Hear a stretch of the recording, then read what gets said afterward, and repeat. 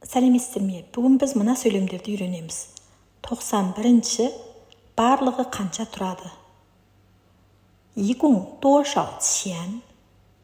一共多少钱?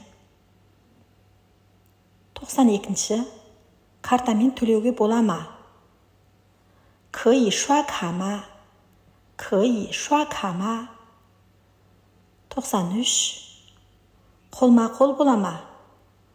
可以现金吗? 可以现金吗? 94 өте керемет. 太好了. 太好了. бүгін біз 一共多少钱? 可以刷卡吗? 可以现金吗? 太好了деген сөйлемдерді үйрендік. Сау болыңыздар.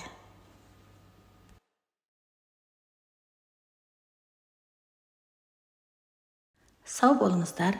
再见.